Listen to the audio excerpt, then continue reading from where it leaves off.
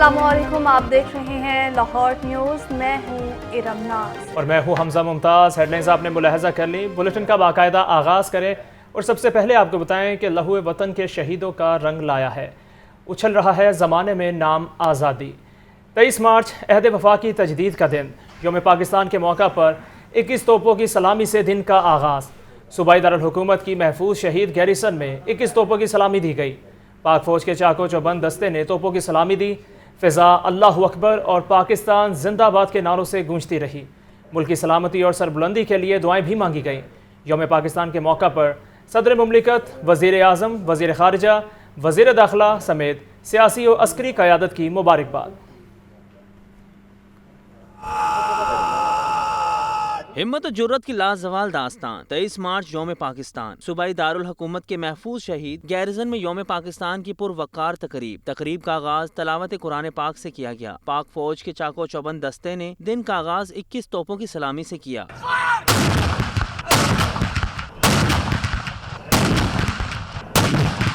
तकरीब नारे तकबीर, अल्लाहु अकबर और पाकिस्तान जिंदाबाद के नारों से गूंज उठी। तकरीब के इख्तिताम पर मुल्क व कौम की तरक्की, सलामती और खुशहाली के लिए खसूसी दुआ भी की गई। कैमरामैन ज़ीशान जाहिद के साथ शाहजेब शहजाद, लाहौर न्यूज़। यौम पाकिस्तान पर मिसाल इक़बाल पर गार्ड्स की तब्दीली की पुरवकार तकरीब का इनेकाद किया गया। पाक फ़ज़ाई के चाको चौबंद दस्ते ने इक़बाल पर एजाज़ से गार्ड्स के फ़राइज़ संभाल लिए, जबकि air vice marshal Syed Imran Majid Ali बतौर मेहमान खुसूसी शरीक हुए। अब्दुल कादिर की रिपोर्ट है। 23 मार्च यौम पाकिस्तान, तजदीद अहद का दिन। हकीमुल उम्मत शायर मशरिक इलामा मोहम्मद इकबाल के मज़ार पर गार्ड्स की तब्दीली की पुरवकार तकरीब। पाक फ़ज़ाइया ने सतलुज रेंजर्स के जवानों की जगह गार्ड्स के फ़राइज़ संभाल लिए। पाक फ़ज़ाइया के दस्ते ने मज़ार इकबाल पर सलामी भी पेश की। तकरीब में air vice marshal Syed Imran Majid Ali की बतौर मेहमान खसूसी शिरकत। Air vice marshal Syed Imran Majid Ali की मज़ार इकबाल पर हाजिरी। सरबराह पाक फ़ज़ाइया, एयरमैन और सविलियंस की जानिब से मज़ार पर फूलों की चादर चढ़ाई। मेहमान खसूसी ने मेहमानों की किताब में अपने तासुरात भी कलमबंद किए। तकरीब में base commander PAF base Lahore air commodore Tanvir Ahmed ने भी शिरकत की, जबकि मुख्तलिफ शोबा है जिंदगी से ताल्लुक़ रखने वाले अफराद की बड़ी तादाद भी शरीक हुई। कैमरामैन मोहम्मद शहबाज के साथ अब्दुल कादिर, लाहौर न्यूज़। 23 मार्च की सूरत ग़ुलामी से आज़ादी की तरफ सफ़र के आगाज़ का दिन फिर आन पहुँचा। हौसलों, उमंगों, फ़ख्रो, अनफसात और हिम्मत और जुर्रत की लाजवाल दास्तान का अमीन एक ऐसा दिन जिसने बरसग़ीर के मुस्तबिल का मंजरनामा तय कर दिया था। यौम पाकिस्तान पर माजी के दरीचों से झांकती हुई लाहौर से सुहेल कैसर की रिपोर्ट देखें। आइए हम आपको कुछ दिहाइयाँ पीछे ले चलते हैं। ये 23 मार्च 1940 का तारीख साज दिन है। मुकाम है लाहौर का मिंटो पार्क, जहां मुस्लिम लीग का सालाना इजलास जारी है। इजलास से कायद आज़म मोहम्मद अली जिन्नाह खिताब फरमा रहे हैं। कायद आज़म के इस कलीदी खिताब ने इस इजलास का एक वाज़े मकसद मुतय्यन कर दिया था। लेके रहेंगे पाकिस्तान, बट के रहेगा हिंदुस्तान। मैं 7वीं जमात का स्टूडेंट सा, सानू इन्ना पता नहीं होंदा, लेकिन इन्ना सी कि जिन्ने ओदे अंदर बंदे सारे अपनी वालों इस कोशिश ही सन कि वो एक बड़े बड़े मकसद ले आए। एक करारदाद की मंजूरी की सूरत में मुसलमानान बर्रसगीर के लिए एक अलग वतन के हसूल का फैसला कर लिया गया था कि इसी में मुसलमानों के फिक्री और मजहबी निज़ाम की बका पिन्हा थी। फिर जब फैसला हो गया तो सिर्फ 7 बरसों के मुख्तसर अरसे में हसूल पाकिस्तान का ख्वाब हकीकत बन गया। पूरे जलसा ने पास किया रेजोल्यूशन कि जिथे मुसलमान ज़्यादा ने उत्थे मुसलमानों की हुकूमत, जिथे हिंदुआ की हिंदू ज़्यादा ने उत्थे हिंदुआ की हुकूमत। असीं इकट्ठे होंदे साडा वो हाल होना सी जो अज हिंदुस्तान के मुसलमान का हाल है। पाकिस्तान तो वजूद में आ गया था, लेकिन चैलेंजेस बहुत बड़े थे। इक्तसादी और इंतज़ामी तौर पर बहुत कुछ करना बाकी था ताकि एक नौज़ायदा ममलकत के वजूद को दुआम बख्शा जा सके। जोश और जज्बा जवान था, सो हमारे इस्लाफ इस मारके में भी पूरे उतरे। हमें उन्हीं को फॉलो करना पड़ेगा जो कि इस्लाफ पाकिस्तान थे, इस्लाफ तहरीक पाकिस्तान थे, ताकि हमारे अंदर वो अज़म और जज्बा कायम हो और पाकिस्तान की आज़ादी भी कायम व दायम रहे और हम अब उस तरह से तरक्की करें जिसका ख्वाब कायद आज़म ने और हमारे इस्लाफ ने देखा था। बिलाशुबा अब ये हम सब की जिम्मेदारी है कि हम अपनी आने वाली नस्लों के लिए बेहतर पाकिस्तान छोड़ कर जाएं। बेशक सफ़र अभी जारी है, मंजिल भी दूर है, लेकिन बहुत जल्द इंशाअल्लाह हम अपने बाकी मानदा ख्वाबों की ताबीर भी ज़रूर पाएंगे। लेकिन इसके लिए शर्त सिर्फ एक है कि अपने मुल्क की तरक्की के लिए हम सब यकजान हो जाएं। कैमरामैन मोहम्मद सुलेमान के साथ सुहेल कैसर, लाहौर न्यूज़। गवर्नर हाउस में तकसीम एतजाज़ की तकरीब जारी हैं, आपको दिखाते हैं।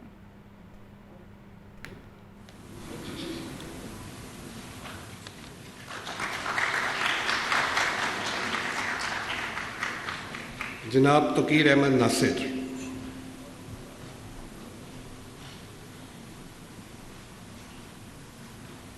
एजाज सितारा इम्तियाज़ शोबा आर्ट अदाकारी। जनाब तकीर अहमद नासिर पाकिस्तान के एक मंजे हुए अदाकार हैं। आपने 2 साल तक Pakistan national council of arts के डायरेक्टर जनरल के तौर पर खिदमत सर अंजाम दी। आपने अपने करियर का आगाज़ 1978 में पाकिस्तान टेलीविज़न से किया। परवाज़ के नाराज़ नौजवान से लेके ब्लॉकबस्टर राहें के एक देहाती रॉबिन हुड के किरदार तक तकीर नासिर ने हर बार हिट ड्रामा सीरियल दिए। आपने पनाह, एक हकीकत एक अफसाना, समुंदर, दहलीज, दर और दरमान में शानदार कारकर्दगी का मुजाहरा किया।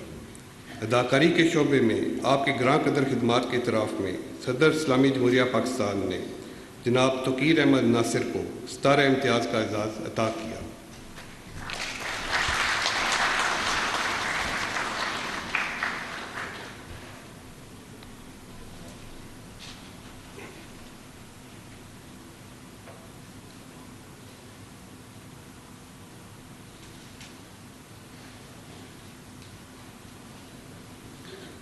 जनाब रियाज शाहिद मरहूम,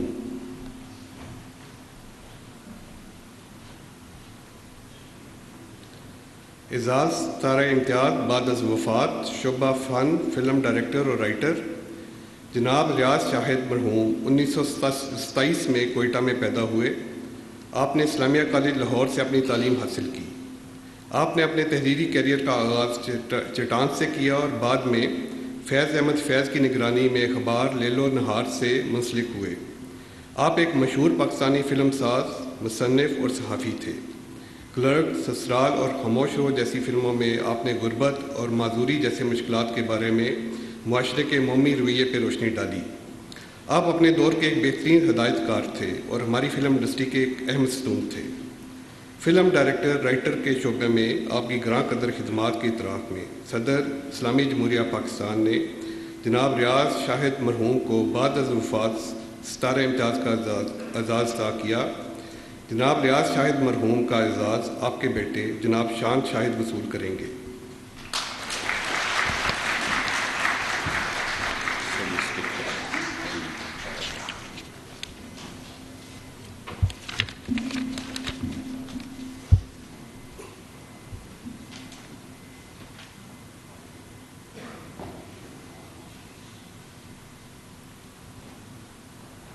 जनाब शाफे हुसैन,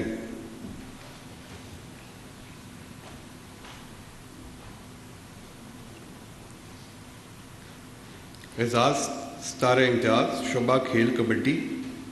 जनाब शाफे हुसैन अक्टूबर 2017 में पाकिस्तान कबड्डी फेडरेशन के सदर मुंतखब हुए। आपने रवायती खेल कबड्डी की भरपूर सरपरस्ती की। आपने पाकिस्तान की तारीख में पहली बार कबड्डी लीग करवाई जो मुकम्मल तौर पे पाकिस्तान की सरजमीन पे खेली गई। पाकिस्तान ने आपके दौर में south Asian games, Asian games, junior kabaddi world cup और मुख्तलिफ बैन अल-अक़वामी इवेंट्स में हिस्सा लिया। पाकिस्तान ने आपकी मुतहर्रिक क़यादत में इन तमाम मुकाबलों में तगमे जीते और कौम के लिए कामयाबियाँ हासिल की। आपने पाकिस्तान में कबड्डी वर्ल्ड कप 2020 के इनेकाद के लिए पहल की। ये मेगा इवेंट तारीख में पहली बार पाकिस्तान में मुनक्किद हुआ। पाकिस्तान ने सख्त मुकाबले के बाद अपने रवायती हरीफ भारत के ख़िलाफ़ तारीखी फतह हासिल की।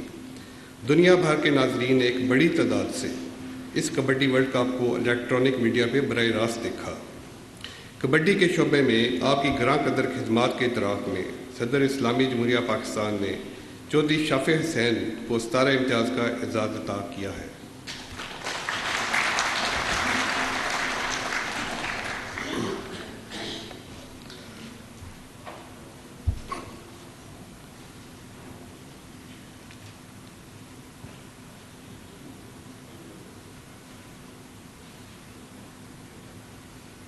जनाब मोहम्मद बाबर आज़म,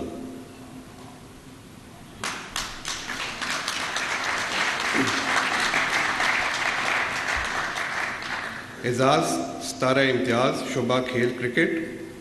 जनाब बाबर आजम ने 31 मई 2015 को एक बैन अवी क्रिकेट डेब्यू किया। अप्रैल 2021 में जनूबी अफ्रीका के ख़िलाफ़ पहले वनडे में खेलते हुए आपने अपनी 76वीं इनिंग में 13वीं सेंचुरी स्कोर की, जिससे वो संगे मिल हासिल करने वाले तेज़ तरीन खिलाड़ी बन गए। सीरीज़ के अख्ताम पर आप विराट कोहली के रिकॉर्ड को पीछे छोड़ते हुए 865 पॉइंट्स के साथ नंबर 1 बैट्समैन बन गए, जिसके बाद 1258 दिनों तक आप एक रोज़ा बैन अवी रैंकिंग में अव्वल नंबर बैट्समैन रहे। 14 अप्रैल 2021 को सेंचुरियन स्टेडियम में जनूबी अफ्रीका के खिलाफ आपने पहली T20 सेंचुरी बनाई और मैच जीता। 25 अप्रैल 2021 को जिम्बाब्वे के खिलाफ तीसरे T20 में आपने 2000 रन बनाने वाले तेज़ तरीन बैट्समैन बन गए। आपने अपने करियर में कई अवार्ड हासिल किए, जैसे कि ICC men's ODI cricketer of the year 2021, ICC player of the month April 2021 वगैरह। बैन अवी क्रिकेट के आप भी 20 T20 वनडे इंटरनेशनल और टेस्ट क्रिकेट में मुनफरिद मुकाम रखते हैं। खेल क्रिकेट के शोबे में आपकी ग्रां कदर खिदमात की तरफ में सदर इस्लामी जमहूरिया पाकिस्तान ने जनाब बाबर आजम को सारे इम्तियाज़ का एजाज़ अता किया है।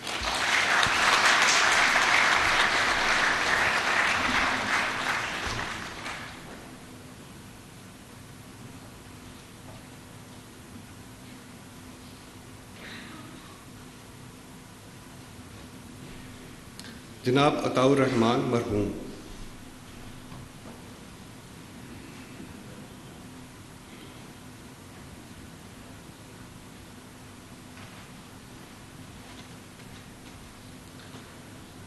जनाब अताउर रहमान मरहूम एक मारूफ सहाफ़ी और सियासी तजियाकार थे। आपका सहाफ़ती करियर 40 साल पे मुहित है। आप नवाए वक्त और जंग जैसे नुमाया अखबारात में कालम नगार और सियासी। आगे बढ़ और आपको बताएं, सदर मुमलिकत, वज़ीर आज़म, गवर्नर पंजाब और निगरान वज़ीर आला की यौम पाकिस्तान पर कौम को मुबारकबाद।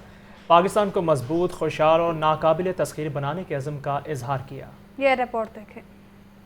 सदर पाकिस्तान डॉक्टर आरिफ अलवी ने यौम पाकिस्तान पर कौम को मुबारकबाद देते हुए बानी पाकिस्तान और तहरीक पाकिस्तान के दीगर रहनुमाओं को खराजे अकीदत पेश किया है। सदर मुमलिकत ने कहा कि भारत में अक़लियतों बिलखसूस मुसलमानों पर जुल्म सबूत है कि मुस्लिम क़यादत ने अलहदा वतन का एक दानिशमंदाना फैसला किया। चैलेंजेस के बावजूद हमने मुसलसल मेहनत और काबिलियत से हर शोबे में शानदार कामयाबियाँ हासिल की हैं। वज़ीर आज़म शहबाज शरीफ का अपने पैगाम में कहना था कि हमें कानून की हुक्मरानी यकीनी बनाने और जमहूरियत को मजबूत करने के लिए काम करना होगा। इत्तेहाद, ईमान और नज़्म ज़ब्त के साथ हम पाकिस्तान को मजबूत और खुशहाल बना सकते हैं।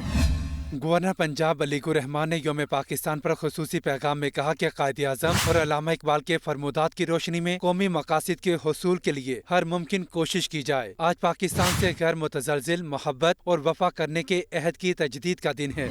वज़ीर आला पंजाब मोहसिन नकवी ने भी यौम पाकिस्तान पर कौम को मुबारकबाद दी है। मोहसिन नकवी ने कहा कि ये दिन एक अलहदा वतन के हुसूल के लिए तारीखी जदोजहद, बेपनाह कुर्बानियों और पुख्ता अज़्म की याद दिलाता है। यौम पाकिस्तान की मुनासबत से CBD पंजाब हाउस में पुरवकार तकरीब का इनेकाद किया गया। तकरीब का आगाज़ परचम कुशाई से हुआ। मुल्क की सलामती और तरक्की के लिए खुसूसी दुआ भी की गई। CEO CBD Punjab Mansoor Janjua, directorate सरबराहान और स्टाफ की शिरकत।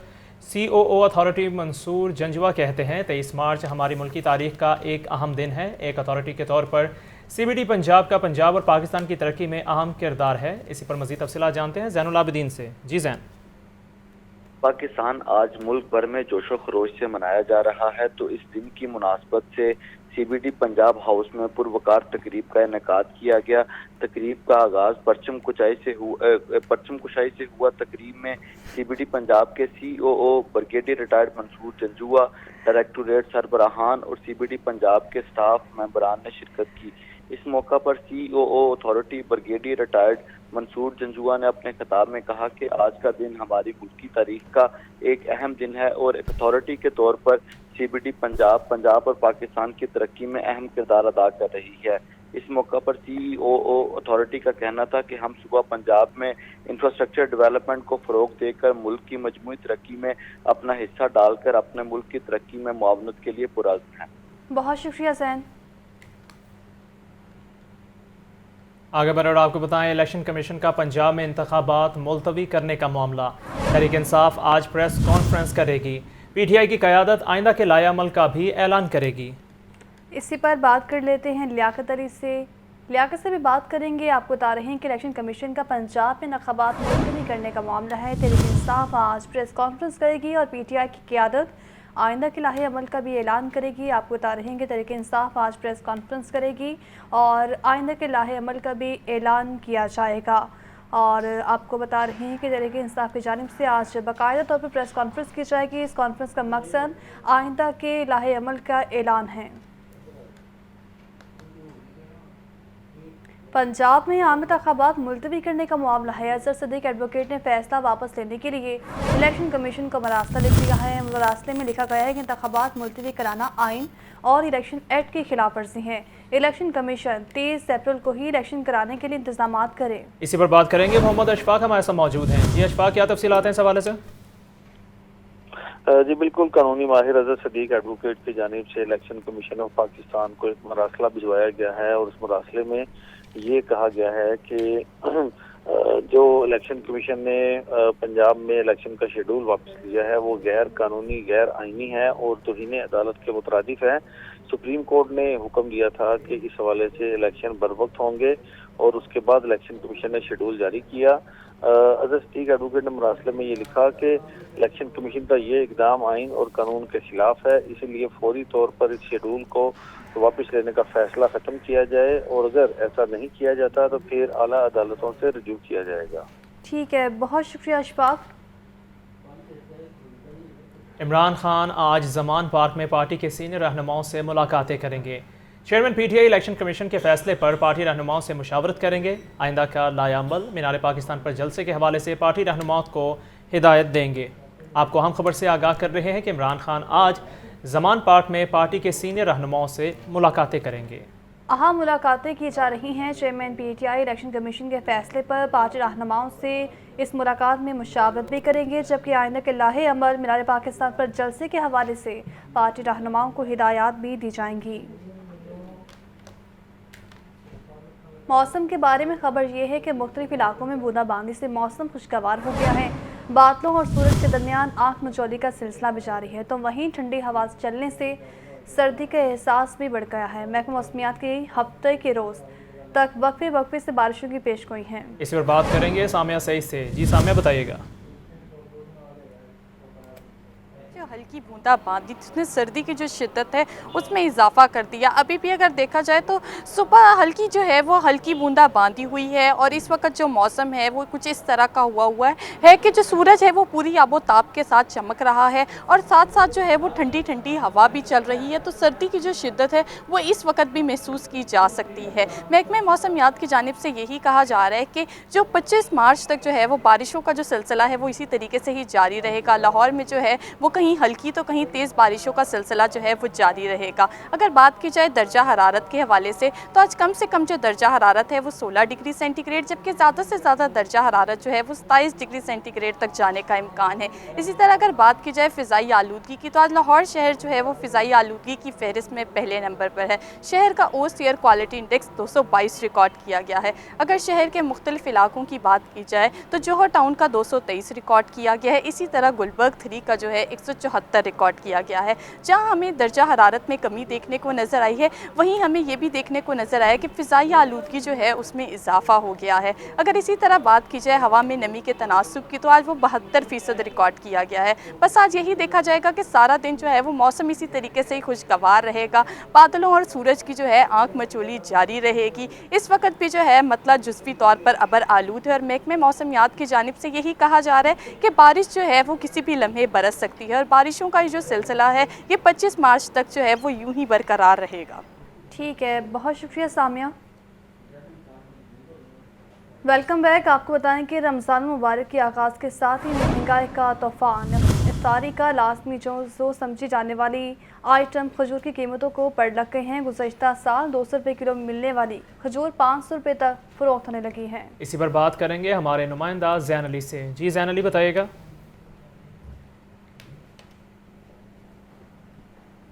आज हो चुका हुआ है, लेकिन महंगाई का जो है वो थमने का नाम नहीं ले। दिन ब दिन महंगाई जो है वो बढ़ती चली जा रही है। रमज़ानुल मुबारक की जो ख़ास आइटम खजूर है उसको भी वो भी महंगाई की लपेट में है, उसकी कीमतों को भी जो है वो पर लग गए हैं। अगर मेरा कैमरामैन आपको दिखा सके तो पीछे ये तकरीबन 12 किस्म की जो सी खजूरें हैं वो पड़ी हुई हैं। सबसे जो कम रेट है खजूर का वो 500 रुपये फ़ी किलो तक बताया जा रहा है, और ये जो कीमत है 500 से शुरू होती है और 3000 रुपये किलो तक जाती है। और ये जो सबसे कम जो सबसे सस्ती खजूर है 500 रुपये किलो, इसका रेट बताया जा रहा है। पिछले साल इस खजूर का जो रेट था वो 200 रुपये किलो तक था, अब जबकि इस साल जो इस खजूर का रेट है सबसे कम रेट वो 500 रुपये किलो तक पहुंच गया। शहरी जो है काफ़ी ज़रा परेशान है। इस वक्त मेरे साथ एक शहरी मौजूद है, उनसे बात करते हैं। सर बताइएगा। एक शेर है कि गंदुम अमीर शहर की होती रही ख़राब, बेटी गरीब की फाकों से मर गई। तो शहर के हालात ये हैं कि सूबाई गवर्नमेंट मौजूद है, लेकिन वो कहाँ है और वो कैसे काम कर रही है ये किसी को नहीं पता। कहाँ गए आपके प्राइस कंट्रोल मजिस्ट्रेट, और कहाँ गए वो लोग जिन्होंने कंट्रोल करना था और जिन्होंने गरीब आवाम की दहलीज तक इन चीज़ों को पहुँचाना था। आज आप अगर ये कहें कि ऐवानों के अंदर बैठकर और आप ये कहते हैं कि आप गरीब के लिए पॉलिसियाँ बना रहे हैं, कोई पॉलिसी नहीं है। इसको सिर्फ वो लोग खा सकते हैं जिनके पास सरमाया है। जिसके पास सरमाया नहीं है या महाना तनख्वाह वाला आदमी इन चीज़ों के करीब नहीं जा सकता, इनके रेट कुछ भी हों। गवर्नमेंट को इस चीज़ को यकीनी बनाना चाहिए कि ये चीज़ें या रमज़ान के अंदर सहर व अफ्तार का सामान गरीब की दहलीज तक किस तरह पहुँच रहे हैं। ठीक है, बिल्कुल आपने इन शहरी की बात सुनी है, काफ़ी गुस्से में नज़र आ रहे थे। इनका यही कहना था हुकूमत जो है वो निगरान हुकूमत, वो बिल्कुल भी नाम की हुकूमत है, आवाम के लिए बिल्कुल भी नहीं सोच रही। खजूर जो गरीब की दहलीज पे जो है रमज़ान मुबारक का आगाज़ हो चुका हुआ है, और गरीब की दहलीज पे है वो ज़रूरी सामान की अशिया पहुँचाना उनकी ज़िम्मेदारी है, लेकिन वो मुकम्मल तौर पर जो है वो नाकाम है। जी बहुत शुक्रिया सैन। आगे बढ़े और आपको बताएं, रमज़ान मुबारक में भी आवाम को रिलीफ ना मिल सका। बेसन और दालों की कीमतों में भी होशरुबा इजाफा हो गया। बेसन 280 रुपये, दाल माश 470 और काले चने 280 रुपये किलो फ़रोख्त हो रहे हैं। मज़ीद तफसीलात देंगी राहिल अली से। जी राहिल। रमज़ान के बाबरकत महीने में भी आवाम इस वक्त इस इंतज़ार में है क्योंकि मसीह आए और उन्हें जो है वो रिलीफ दिया। अशिया खुर्द व नोश की कीमतें जो हैं वो पहले ही आवाम की पहुंच से दूर थी और अभी भी जो है वो आवाम की पहुंच से दूर ही नज़र आ रही हैं। आमतौर पर रमज़ान के जो माह होता था उसमें अशिया खुर्द व नोश पर सब्सिडी दी जाती थी, चीनी, घी, दालों पर जो है वो थोड़ी रियायत दी जाती थी, लेकिन इस दफ़ा ऐसा कोई भी अमल जो है वो हुकूमत की जानिब से देखने में नहीं आया। और इस वक्त जो सरकारी रेट मुकर्रर किया गया है DC की जानिब से, उसमें दाल मसूर 255, दाल चना 215, दाल माश 410, काले चने 220, सफ़ेद चने 240 कीमत मुकर्रर की गई है। लेकिन ओपन मार्केट में दाल मसूर 300 रुपये है, दाल माश 470 है, काले चने 280 हैं, सफ़ेद चने 300 हैं, बेसन 280, घी दर्जा 2 500 रुपये किलो में फ़रोख्त हो रहा है। आवाम किस हाल में जो है इस दफ़ा रमज़ान गुजारेंगे, हमारे साथ कुछ लोग मौजूद हैं, उनसे बात करते हैं। अच्छा ये बताएं कि हर दफ़ा जो है वो आवाम को रिलीफ दिया जाता था रमज़ान में, इस दफ़ा कोई ऐसी सूरत हाल नज़र नहीं आ रही, चीज़ें महंगी हो रही हैं, क्या कहेंगे आप? पिछले साल जब रमज़ान गुजरा, पिछले साल उस वक्त सब रमज़ान दार लगे हुए थे, नेहरू पार्क, मोची दरवाज़ा और इधर अपना शादमा की तरफ। अब कोई बाज़ार नहीं लगा हुआ। बाज़ार ना होने की वजह से आवाम मुश्किल में है। बेसन 100 रुपये किलो मिल रहा था, 1 किलो चने की दाल 100 रुपये सब्सिडी में दे रहे थे। अब आटे का थैला मुफ्त दिया है मगर सब्सिडी कहीं नहीं मिल रहा। परचून की दुकान पर कहीं दुकान पर आटा नहीं मिल रहा, बहुत महंगाई है। शहबाज साहब में आपसे तो इत्तेजाक, दालें जो वो भी सब्सिडी है आपने दी थी वो भी कहीं नहीं मिल रही, आवाम परेशान हो रही है। मैं शहबाज से ऐलान करूँगा, मैं इल्तिजा करूँगा कि जनाबे वाला रोज़े आए हैं, रोज़ों में कम से कम इंसान को अब सस्ती चीज़ मिलनी चाहिए। आवाम परेशान है, कहीं पर भी जो है वो आवाम को रिलीफ मिलता हुआ नज़र नहीं आ रहा। दालें हो, चीनी हो, घी हो, तमाम चीज़ें जो हैं वो ओपन मार्केट पर दस्तयाब हैं और उनमें जो है वो सरकारी रेट्स के अलावा भी जो है वो। जी राहिल अली, आप हमारे साथ ही रहेगा। आतिफ परवेज़ ने हमें ज्वाइन किया, उनसे बात करते हैं। जी आतिफ, बताइएगा कि रमज़ान मुबारक में भी आवाम को रिलीफ नहीं मिल सका, तो प्राइस कंट्रोल कमेटी का इस पर क्या कहना है और आवाम का इस पर क्या कहना है?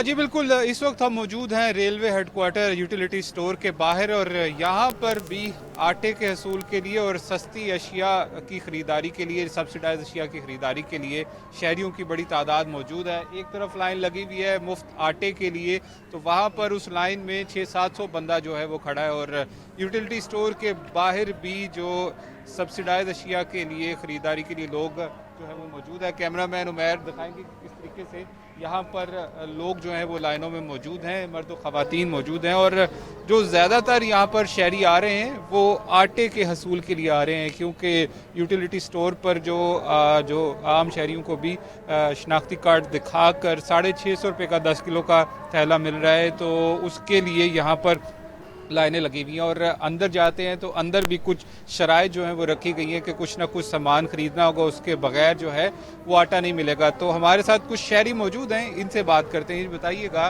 कि आटे के लिए यहाँ पर आए हैं तो क्या सूरत हाल है? अभी आपके सामने है सूरत हाल, तो आटे के लिए आए हैं, लेकिन लैन यहाँ पे आपके सामने मुफ्त में जो दे रहे हैं वो तो धक्का बेली है, और यहाँ पे 640 650 का आटा दे रहे हैं, वो भी कोई और शहर लेंगे तो उसके साथ मिला। और यहाँ पे भी लंबी लंबी लाइनें लगी हैं, और वो भी अंदर जाके पता किया तो कह रहे थोड़े से आटे 20 हो गए 25 आटे, वो भी इस लाइन में मुश्किल ही मिले हमें।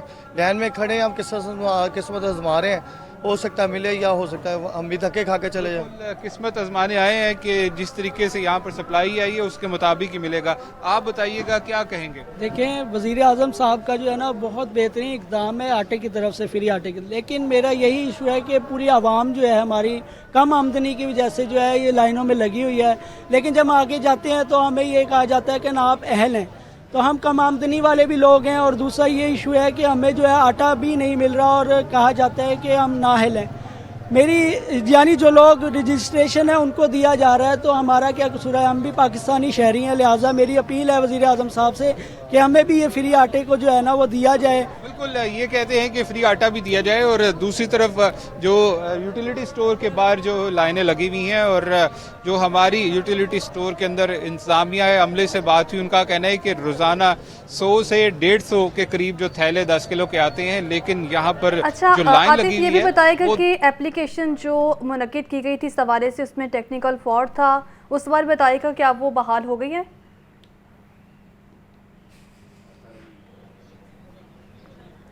जी, यहाँ पर जो इंतज़ामिया का कहना है कि शनाख्ती कार्ड एंटर करके ही जो है वो सामान दिया जाता है, तो अभी यहाँ पर सर्विस चल रही है और लोगों को जो है चीज़ें मिल रही हैं शनाख्ती कार्ड दिखा के। लेकिन शहरियों का यही कहना है कि सामान जो है उसकी सप्लाई ज़्यादा होनी चाहिए, ख़ास तौर पर आटे की। घी, चीनी और दालें तो अंदर मौजूद हैं, लेकिन ज़्यादा यहाँ पर शहरियों की जो ख्वाहिश है, जो चाहते हैं कि आटा उनको सस्ता मिल जाए, तो उसी के लिए ज़्यादा यहाँ पर लोग मौजूद हैं। और ये कहते हैं कि 100 और 150 थैलों से तो ये सारे शहरी यहाँ पर जो है वो ख़रीदारी नहीं कर सकते। यहाँ पर 200, 300, 400 के करीब रोज़ाना थैले आने चाहिए ताकि मुकम्मल लोग जहाँ पर आते हैं वो आटा यहाँ से लेकर जाएं। जी ठीक है। आतिफ, ये भी बताएगा इस वक्त वहाँ पर डिसिप्लिन जो है वो कितना मेंटेन रखा गया है, और जो वहाँ पर अफराद आ रहे हैं आटे के सूल के लिए वो उसको फॉलो कर रहे हैं?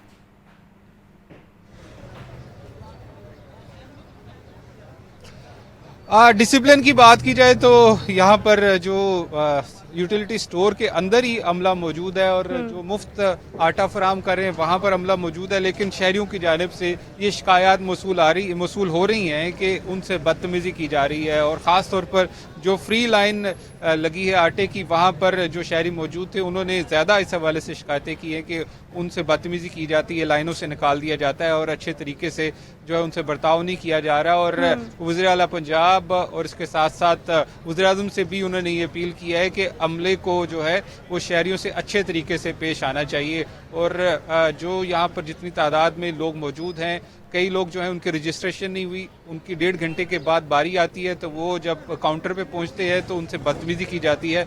तो वो यहाँ पर खासे गम व गुस्से का इजहार कर रहे थे कि इंतज़ामिया को चाहिए कि यहाँ पर मौजूद जो अमला है वो अच्छे तरीके से शहरियों से पेश आए। अगर उनको रजिस्ट्रेशन नहीं हुई तो उनको तरीका बताया जाए कि कैसे रजिस्ट्रेशन होगी और कब उनकी बारी आएगी। यहाँ पर जो यूटिलिटी स्टोर है यहाँ पर कुछ सूरत हाल बेहतर है, लेकिन जितनी लंबी तादाद या जितनी लंबी लाइन यहाँ पर लगी है, इस वक्त यहाँ पर आटे के जो थैले हैं वो कितनी तादाद में मौजूद हैं, और जितने अफराद यहाँ पर मौजूद हैं उनके लिए काफ़ी है ये तादाद?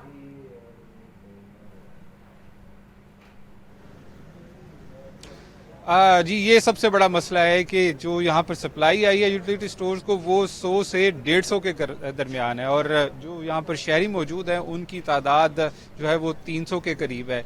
और जो टाइम है सुबह 9 से शाम 5 बजे तक यूटिलिटी स्टोर का रखा गया है, तो शहरी सुबह से ही यहाँ पर मौजूद हैं आटे की ख़रीदारी के लिए, लेकिन जितना अंदर आटा मौजूद है उससे कहीं ज़्यादा शहरी जो है वो लाइनों में मौजूद हैं।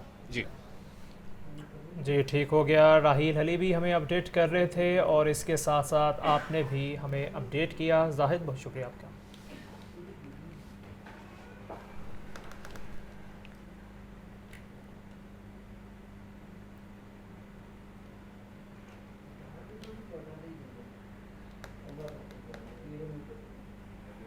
एजल्टन रोड पर कायम मुफ्त आटा पॉइंट्स पर शहरियों का रश बरकरार है। आम तातील के बाद शहरियों की बड़ी तादाद आटा लेने पहुंच गई है, जबकि रोज़ादार कई घंटों से कतारों में लगकर बारी का इंतजार करने लगे हैं। इसी पर बात करेंगे जाहिद आबिद से। जी जाहिद, बताइएगा।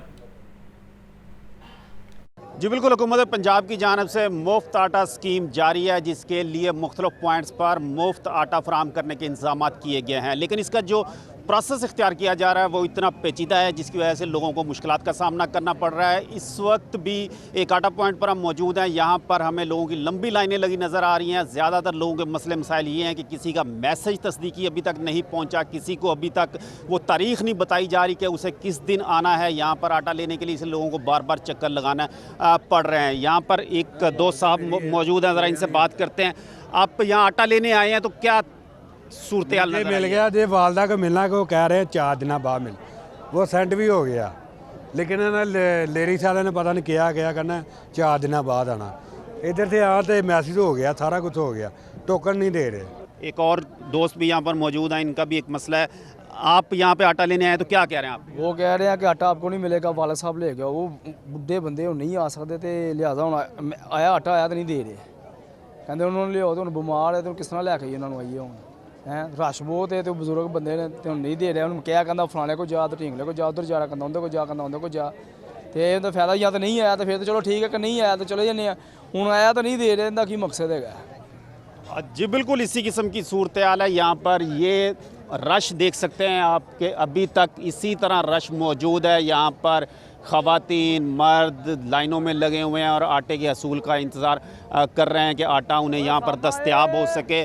तो ये जो इसके लिए तरीक़ाकार इख्तियार किया गया है कि एक शख्स पहले 80-70 पर अपना मैसेज करेगा, शनाख्ती कार्ड नंबर, उसको अहलियत या नाअहलियत का मैसेज आएगा, जिसके बाद वो इस पॉइंट पर आएगा, इस पॉइंट पर दोबारा उसकी तस्दीक होगी, उस तस्दीक होने के बाद उस बंदे को बताया जाएगा आपको किस दिन आटा मिलेगा। तो लाजमी तौर पर लोगों को बार बार चक्कर लगाना पड़ रहे हैं, लोगों को बार बार यहाँ पर मुश्किलात का सामना करना पड़ रहा है। और ये भी लाजम है कि जिस शख्स का शनाख्ती कार्ड है वो ख़ुद यहाँ पर पहुँचेगा तो उसे आटा मिलेगा, जबकि लोगों को कहना है कि कोई ज़ईफ़ हैं, कोई बीमार हैं, कोई लोग चल फिर नहीं सकते, उनके लिए भी मसले मसाइल हैं। तो यकीनन इस तरफ भी हुकूमत को थोड़ी सी तवज्जो देनी होगी। जी अब आपको बताएं कि रमज़ान मुबारक में खसूसी पोल्ट्री फेयर प्राइस शॉप्स का क़याम। महकमा live stock poultry traders association के ताउन से पोल्ट्री फेयर प्राइस शॉप्स कायम।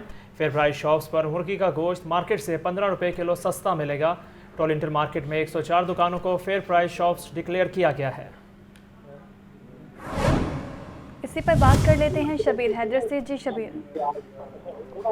हाँ जी, अवाम नास के लिए बड़ी खुशखबरी है। रमज़ान मुबारक में चिकन खाने वालों के लिए महकमा लाइव स्टॉक की जानिब से बड़ा रिलीफ दिया गया है।